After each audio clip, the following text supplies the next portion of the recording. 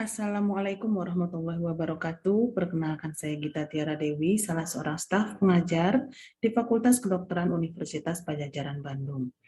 Pada kesempatan ini saya akan memaparkan mengenai mata kuliah anatomi sistem kardiovaskular pada manusia. Mata kuliah ini terbagi dalam 3 kali pertemuan, di mana saat ini saya akan memaparkan mata kuliah pada pertemuan pertama sesuai dengan micro teaching yang akan dilakukan setelah selesai pemaparan ini.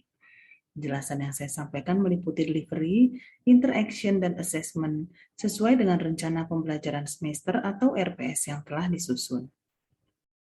Mata kuliah anatomi sistem kardiovaskular ini termasuk ke dalam rumpun mata kuliah anatomi dengan bobot 1,5 SKS yang dilaksanakan pada semester 4. Berikut adalah capaian pembelajaran atau CPL Prodi. Selanjutnya adalah deskripsi singkat mata kuliah sistem anatomi pada pertemuan pertama adalah mata kuliah struktur anatomi jantung manusia merupakan mata kuliah yang mempelajari mengenai struktur normal jantung manusia. Mata kuliah meliputi pembelajaran mengenai struktur bagian luar dan dalam jantung. Berikutnya adalah materi pembelajaran pada pertemuan pertama yaitu struktur luar dan dalam jantung baik pada bagian atrium dan ventrikal. Pustaka yang kita gunakan adalah Textbook More edisi ke-8 dan Gray's Anatomy edisi ketiga. Mata kuliah prasyarat adalah mahasiswa sudah mengikuti dan lulus mata kuliah semester 3. Berikut adalah pembahasan RPS pada minggu pertama yaitu yang pertama mengenai kemampuan yang diharapkan setelah mahasiswa mempelajari mata kuliah ini atau sub CPMK-nya adalah mahasiswa mampu menyebutkan, menjelaskan, dan mengidentifikasi anatomi pada permukaan dan bagian dalam jantung manusia. Yang kedua yaitu indikator penilaian adalah ketepatan dalam menyebutkan, menjelaskan, dan mengidentifikasi struktur anatomi permukaan dan bagian dalam jantung, baik pada atrium maupun ventrikal. Selanjutnya yang ketiga adalah kriteria dan bentuk atau teknik penilaian terbagi dua. Yang pertama bentuk tes, yang kedua bentuk non-tes. Bentuk tes diberikan berupa pretest menggunakan quizzes dan post-test menggunakan Google Form. Bentuk non-tes adalah masing-masing mahasiswa diminta untuk merangkum jurnal dan mempresentasikan hasilnya dengan membuat video yang diupload pada Google Classroom. Kita akan melanjutkan pembahasan RPS pada kolom kelima mengenai bentuk dan metode pembelajaran dan penugasan. Metode pembelajaran terbagi dalam 3 tahap, yaitu tahap pertama diawali dengan metode asinkronus, berikutnya sinkronus, dan terakhir ditutup dengan asinkronus kembali. Penjelasan masing-masingnya adalah, metode asinkronus yang dilaksanakan pada awal pembelajaran adalah mahasiswa diminta untuk mempelajari dan merangkum jurnal terkait struktur anatomi pada permukaan dan bagian dalam jantung, lalu mempresentasikan isinya dalam bentuk video dan dia upload pada Google Classroom.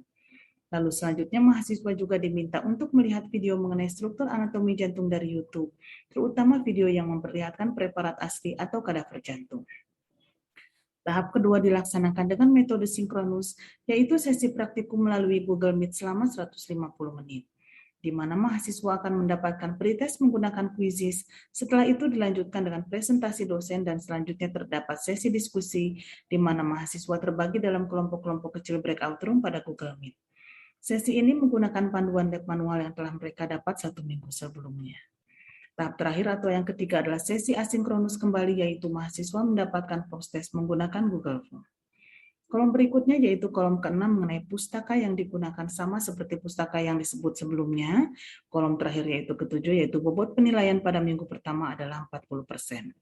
Sekarang saya akan menjelaskan lebih detail mengenai teknik penilaian yaitu pretest dan post-test yang diberikan berupa soal pilihan ganda sebanyak 10 soal dengan skor masing-masing soal jika benar adalah 1, sehingga maksimal skor yang dapat dicapai adalah 10.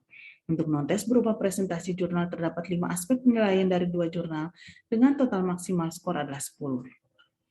Untuk lebih jelasnya saya jabarkan mengenai metode pengerjaan tugas non-tes yaitu presentasi jurnal adalah sebagai berikut. 1. Memilih dan mempelajari 1 jurnal nasional dan 1 internasional mengenai struktur anatomi pada permukaan dan bagian dalam jantung manusia. 2. Membuat ringkasan dari 2 jurnal yang diambil. 3. Membuat PowerPoint dan video presentasi mengenai ringkasan jurnal tersebut. 4. Mengupload jurnal, ringkasan, dan video presentasi PowerPoint pada Google Classroom. Bobot penilaian tugas ini adalah 20% dari total 40% bobot penilaian di minggu pertama. Sekian penjelasan tentang mata kuliah sistem kardiovaskuler pada minggu pertama. Terima kasih. Assalamualaikum warahmatullahi wabarakatuh. Waalaikumsalam warahmatullahi wabarakatuh. Ya, selamat siang semua. Siang, Iya, Mbak. dok. Dok. Ya, semoga kalian dalam keadaan yang sehat ya di masa pandemi ini. Nah, sekarang kita bertemu lagi di siang hari ini dengan topik anatomi yang terbaru di sistem kardiovaskuler, yaitu anatomi jantung. Kalian sudah melakukan beberapa tugas, yaitu mengupload video terkait anatomi jantung yang kalian rangkum dari 2 jurnal ya, satu jurnal nasional dan satu jurnal internasional. Relatif baik hasilnya ya dari keseluruhan angkatan, dari satu angkatan kalian maksudnya.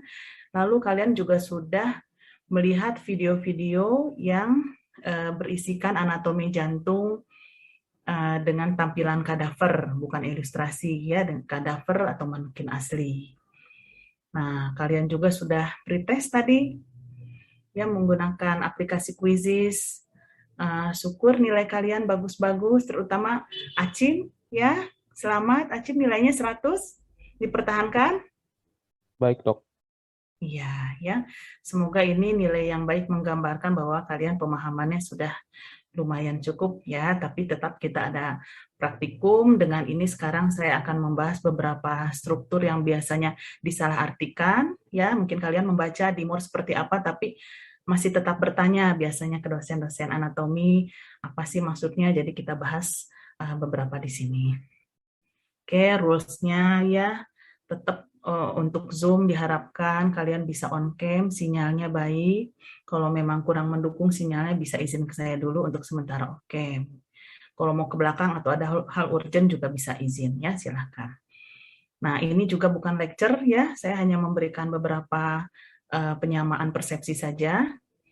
Nah, nanti setelah ini juga kalian ada diskusi lebih lanjut di breakout room ya dengan beberapa mahasiswa lainnya dan dilanjutkan dengan post test kan tentunya ya.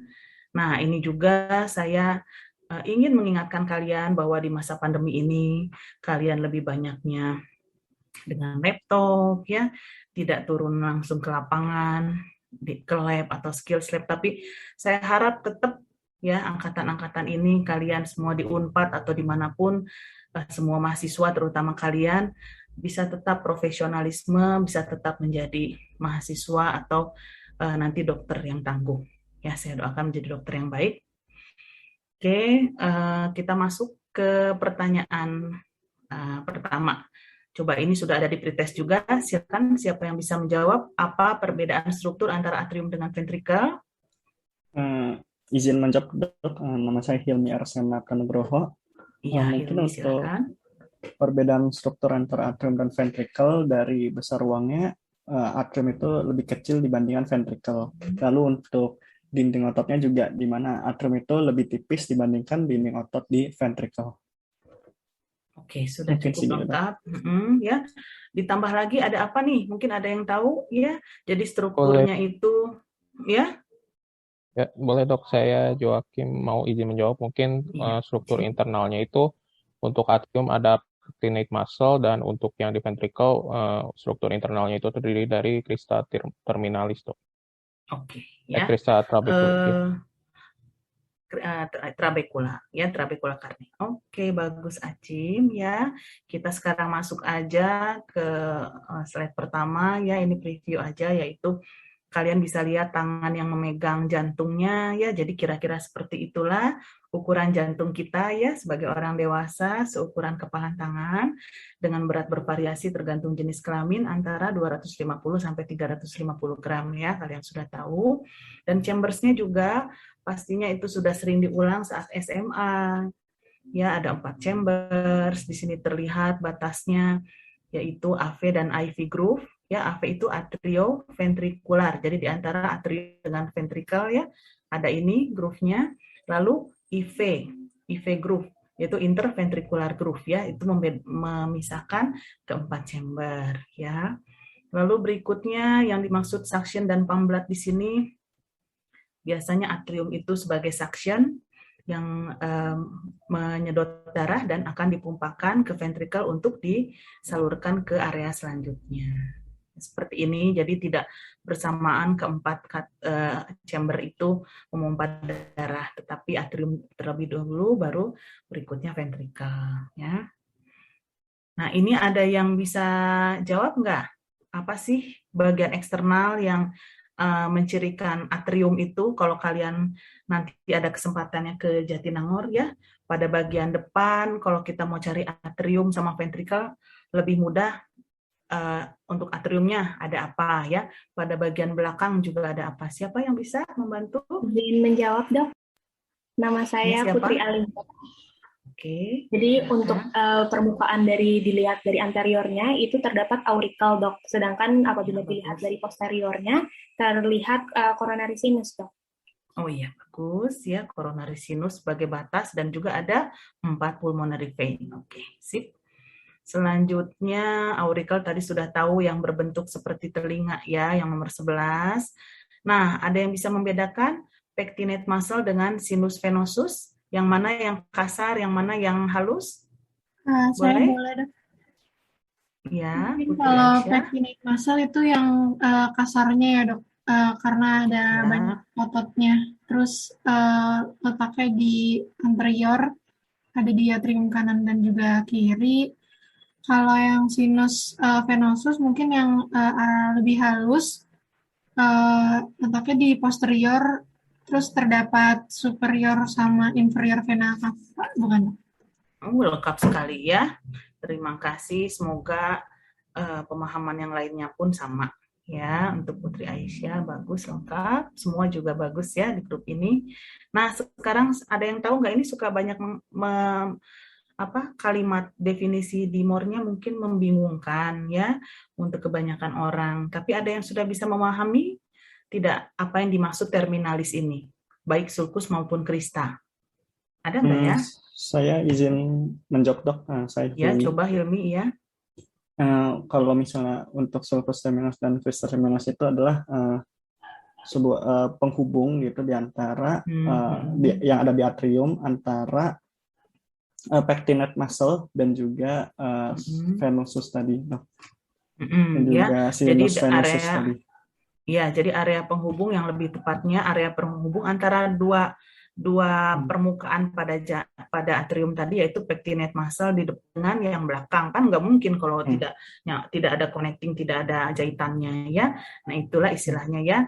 Terminalis, terminal pertemuan ya, di mana pada bagian luar kita bisa melihat melekuk ke dalam, jadi disebutnya sulcus terminalis ya di sini, melekuk ke dalam, di sini kurang jelas mungkin ya. Tapi kalau kita buka seperti ini, kita sayat, kita lihat ternyata ada penonjolan akibat lekukan dari luar tadi ya, jadi crista terminalis. Oke, bagus Hilmi ya. Selanjutnya, nah ini SVC, IVC pada atrium kanan ya. Kalian sudah tahu, ini SVC, ini IVC. Lokasinya SVC itu di costal cartilage ketiga, kalau IVC di kelima. Lalu fossa ovalis juga kalian sudah tahu ya, merupakan remnan dari foramen oval seukuran ibu jari biasanya ya, depresinya kelihatan ya jelas. Dan halus juga ini merupakan ada di antara atrium. Nah, tapi yang suka banyak bingung, pengen tahu nih di grup ini ada yang sudah bisa memahami tentang coronary sinus, ada di jadi selain SVC dan IVC kan ada coronary sinus ya, yang membawa darah ke atrium kanan. Lokasinya di mana? Silakan. Boleh, Dok, saya izin menjawab. Untuk coronary sinus itu adanya di bagian posterior dari atrium, terletaknya di antara pertemuan antara atrium dan ventricle kanan, dan juga di antara IVC atau inferior vena cava, Dok. Ya, bagus ya. Coronary sinus ada di belakang dan agak ke bawah berarti ya, karena di dekat-dekat IVC dengan mau ke AV ya. Oke, bagus. Semoga ada kesempatan yang kalian lihat. Lubangnya ada kecil ya, jadi harus agak mencari kita di jantungnya. Nah, ini saya mau tahu siapa yang bisa menjawab apa ya? Konus arteriosus deh, konus arteriosus. Boleh, Dok, saya ingin menjawab, ya. Dok. Oke, silahkan. Iya, Dok, nama saya Putri. Jadi untuk konus arteriosus ini merupakan area halus di ventricle kanan yang nantinya itu berfungsi untuk mengarahkan darah ke pulmonary artery, Dok. Ya, syukur ya pemahamannya sudah bagus. Jadi agar tidak ada hambatan, tidak boleh kasar lagi di sininya, beda dengan trabecula carne. yang berada di area masuk darah pada ventrikel kanan. Jadi memudahkan darah masuk ke pulmonary artery. Bagus.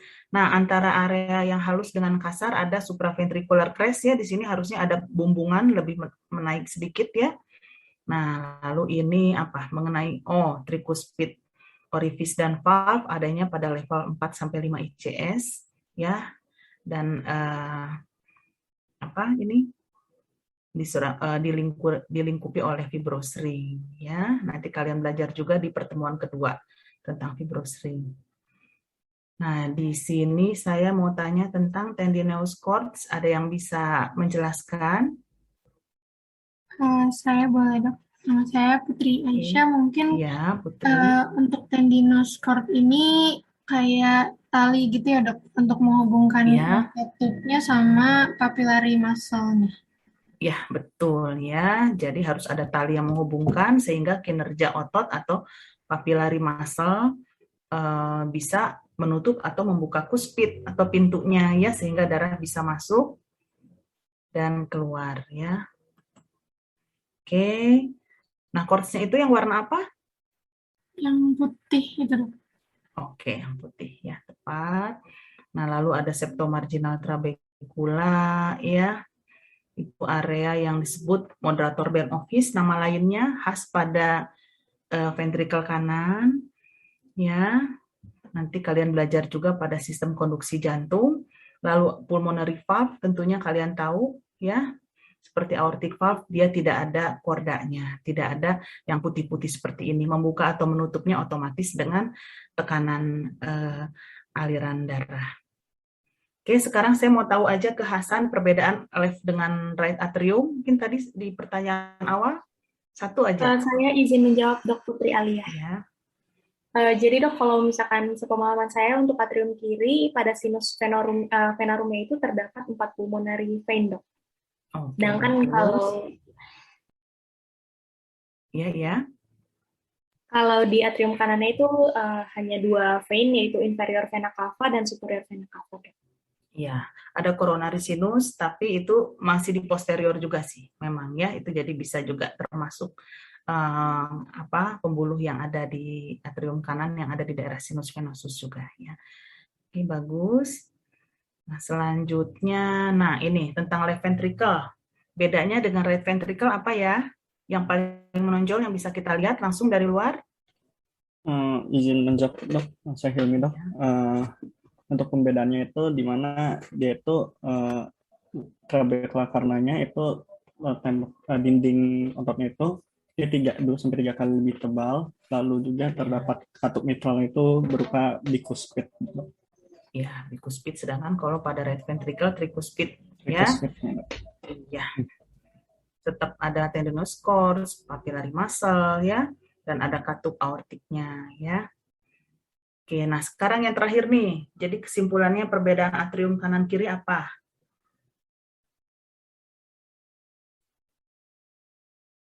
Izin menjawab, Dok. Ya. Jadi untuk atrium kanan seperti yang tadi sudah dibahas juga itu terdapat IVC dan SVC atau inferior vena cava dan superior vena cava. Sedangkan untuk atrium kiri pada sinus venorumnya itu terdapat 4 pulmonary vein. Ya, sudah bagus ya, lebih paham, lebih lancar menjawabnya. Nah, perbedaan ventrikel kanan dan kiri, mau siapa? Saya izin menjawab, Dok. Hilmi, Dok. Ya. Untuk ventrikel kanan, dia itu memiliki moderator band yang menghubungkan lalu juga dia memiliki katup yaitu berupa mitral yang tricuspid, Dok. Sedangkan untuk yang kiri dia itu tidak memiliki moderator band, tapi dia itu memiliki katupnya itu bicuspid, Dok. Oke, jadi moderator band office itu ya saya ingatkan kembali itu nanti kalian pelajari pada sistem konduksi jantung, dia ya menghantarkan aliran jantung, aliran konduksi ke ventrikel kanan khusus ya ada di papillary muscle yang anterior. Oke, sekian ya. Sekarang yang banyak ngomong saya, kalau nanti kalian memang khusus diberi waktu untuk diskusi, fokusnya ke lab manual yang sudah diberikan sejak minggu lalu. Setelah itu akan dilakukan penutupan berupa post test. Ya, kita akhiri. Terima kasih semuanya. Assalamualaikum warahmatullahi wabarakatuh. Waalaikumsalam warahmatullahi wabarakatuh. Oke, terima kasih Banyak ya. ya. Oke, sama-sama.